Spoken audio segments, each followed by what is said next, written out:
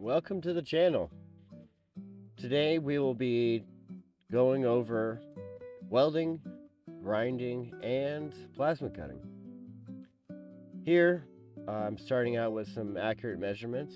It's always good to have accurate marks when you go to cut something. Honestly, your marks are only going to be as good as you place them. Like for plasma cutting like this, it doesn't have to be super accurate because, I mean, most of the time, the plasma cut is only going to be so accurate as you cut it.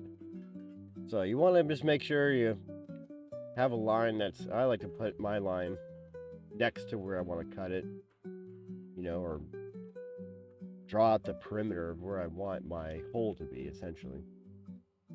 All right, right here we have a teardown of the plasma cutter gun. All the consumable parts, they call it. I like to make sure it's clean. You don't want any debris in there. You want to make sure everything is solid and kosher. Now there's a couple little buttons here.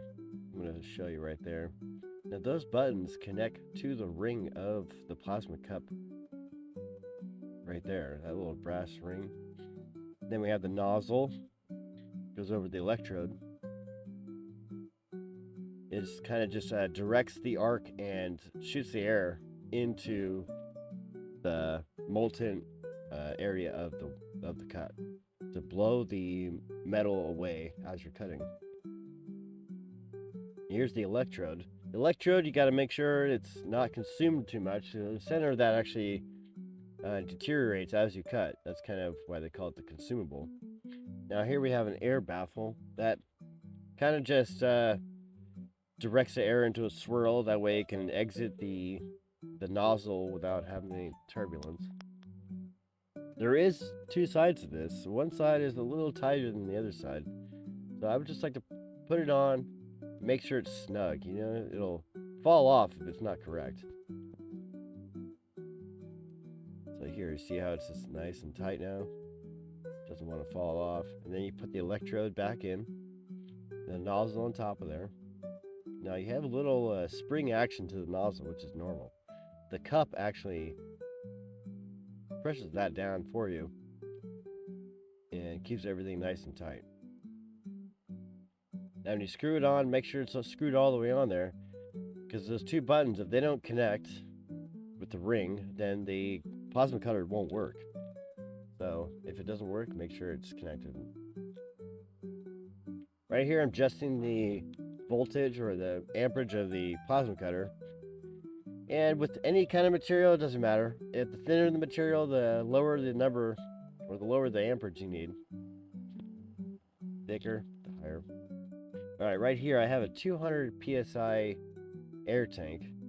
Now I'm running the air at actually 70 psi because you don't want to be too high, because the plasma cutter internal is actually only rated to a certain amount. Now here I'm just putting the plate up, using the plasma cutter to help line up my cutter with the line I have. And then I'm just kind of putting the magnet there, using the piece of metal as my guide. All you need is a nice straight piece of metal. Something kind of thinner, that way it's not interfering with the side of the gun. It usually helps. Nothing too tall. Now I'm just kind of lining it up. Like I said, it's nothing to be perfect, but you want to make it as perfect as you can. These magnets, I just absolutely love these magnets. They're really strong, and they're really easy to use. Now, with this, just always do a little test piece, test pass. You want to make sure it's gonna work out, with your arm movements and all that. Key to this is being steady and moving it in a nice, fluid, smooth motion. The smoother you are with your plasma cutter, the smoother the line will be. Anytime you move at all left to right, your plasma cutter will show that. The cut line will show that you are all over the place. Always set yourself up, make sure you're have a full range of motion when you go to cut. You know, you're not having to stop midway. You want to try to accomplish this thing with one shot as much as possible. Sometimes you can't. It's okay.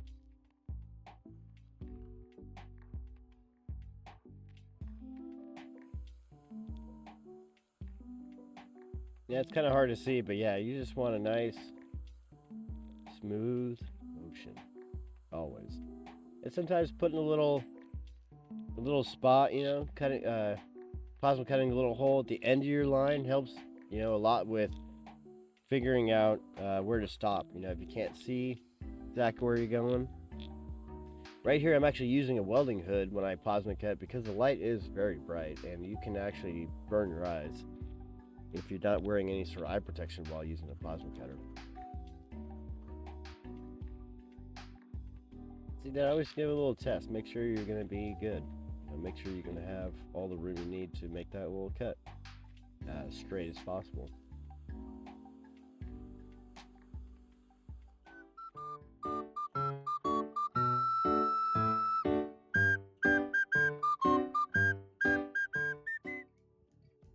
Alright, now we move on to the welding section of the video.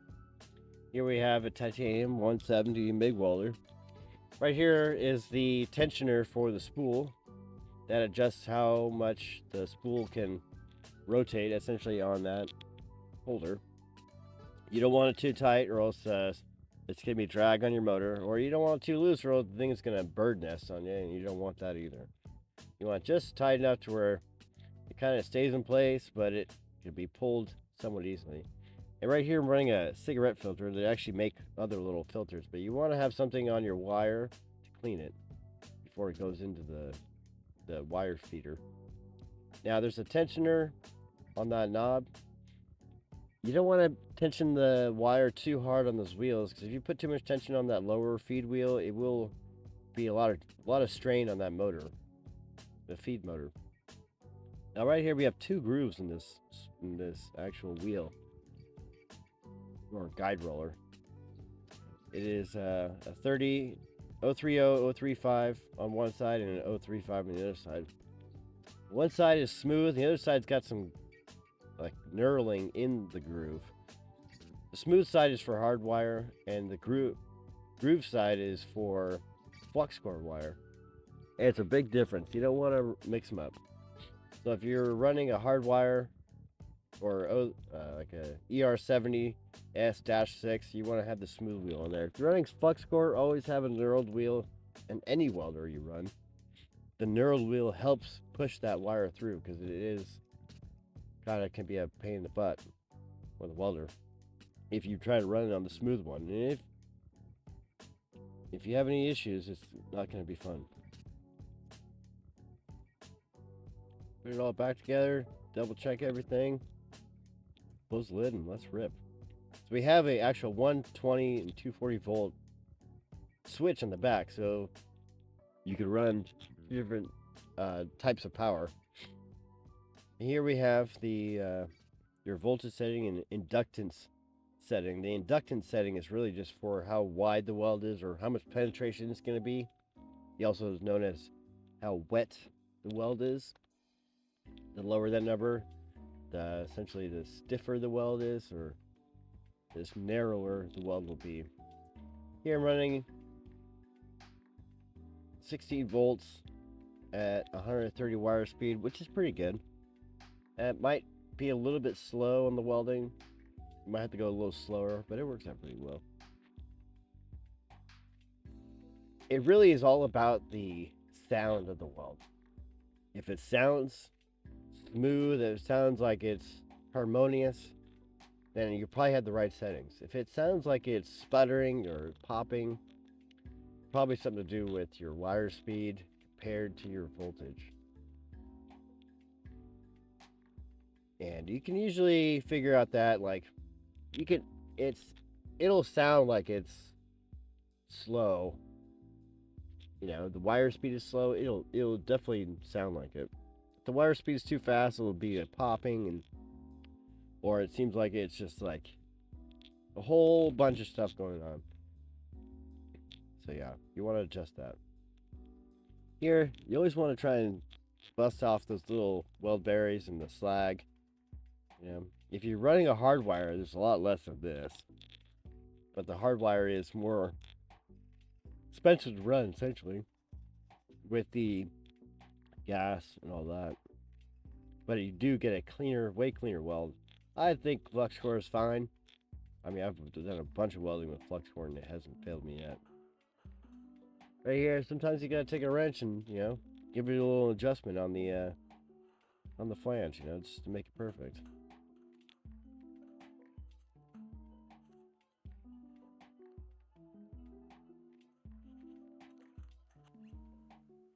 Here's my favorite part.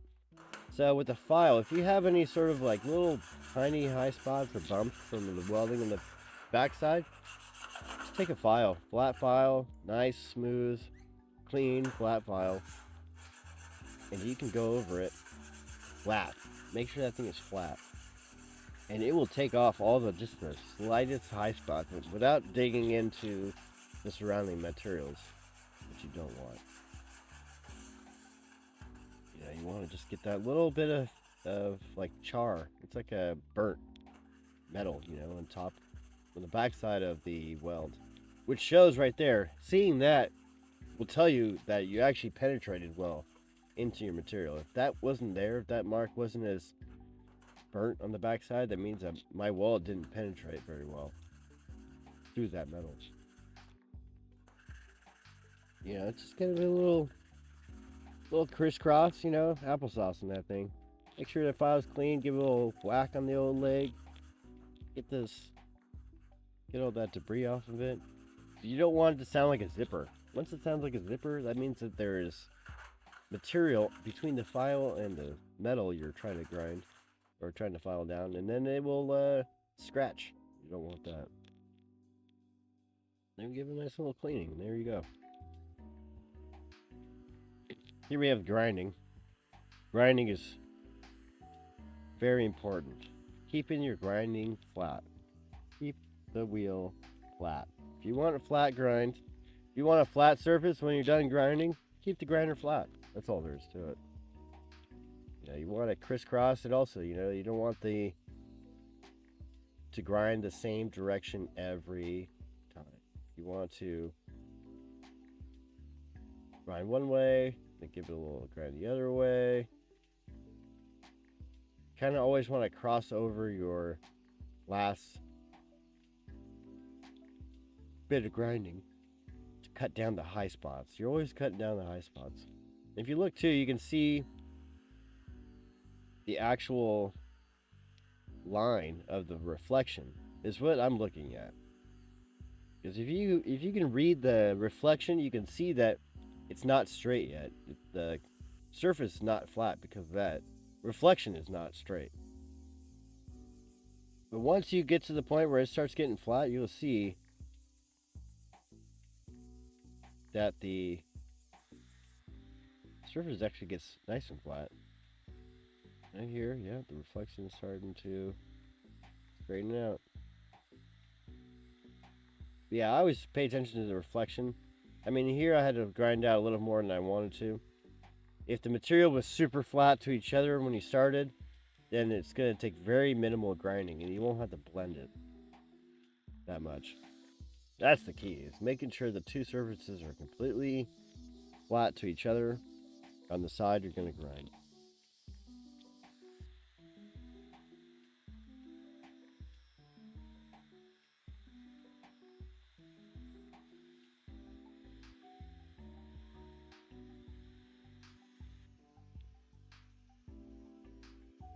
The other thing too I like to do is grind a little bit and then look at it and see what I just ground down. See where I was and see where I gotta go next. I try not to sit and grind in one spot unless I know I gotta just take a whole bunch of material off. I like to sit there and grind a little bit, pull it back. Actually, you can grind and look in between swipes of the grind. Just as you pull back, you can see where you just were, and that kind of gives you a judgment of where the high spots are. biggest thing is always read the reflections. Same with auto body work when you're sanding a car down. Always going to be in the reflections. You'll see the straightness or flatness of what you're working on. Alright, well that's pretty much it for this video. Thank you everybody for watching if you made it to this far. And I will be posting a new video soon on the next part of this job.